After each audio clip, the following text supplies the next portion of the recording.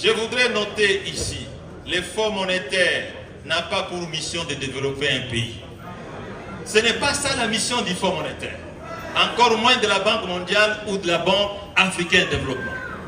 Et donc, l'analyse que nous avons faite démontre à suffisance que les programmes d'ajustement du Fonds monétaire peuvent ou ne pas développer la RDC.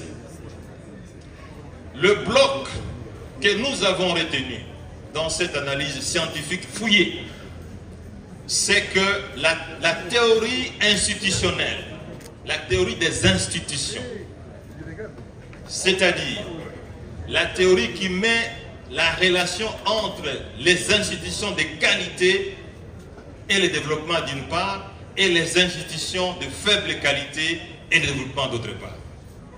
C'est une thèse qui a été mieux élaborée, défendue par des grands économistes de renom international comme Douglas Knox, comme Echimoglu, comme James Robinson. Et cette relation s'explique parce que il va de soi, lorsque vous avez des institutions de qualité, elles produisent le développement. Lorsque vous avez des institutions de faible qualité, comme en RDC, elles produisent le sous-développement.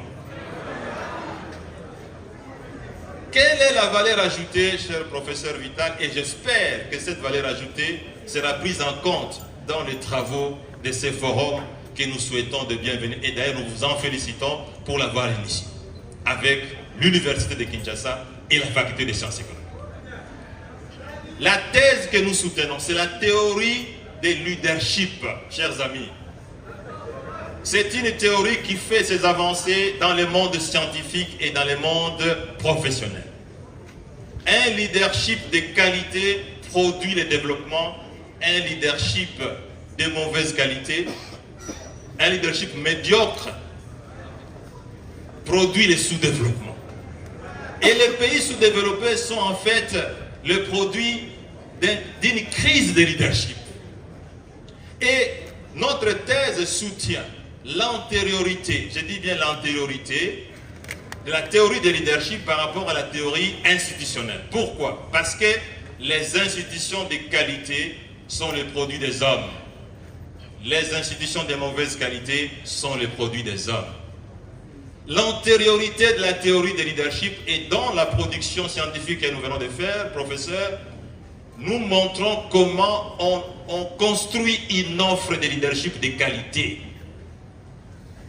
Les hommes et les femmes sont capables de produire une offre de leadership de qualité. Et nous sommes en train d'établir une étude scientifique qui montre qu'un dollar investi dans l'amélioration de l'offre de leadership a un effet multiplicateur supérieur à un dollar investi dans la construction d'une route ou d'une école. Voilà la base théorique. Pour conclure, cher professeur, quelle est ma contribution au cours de ce débat? Il faudra que dans le modèle économique que vous avez proposé pour le progrès de la RDC, qu'on prenne compte de la variable leadership. S'il n'y a pas de leader, toutes les théories que vous avez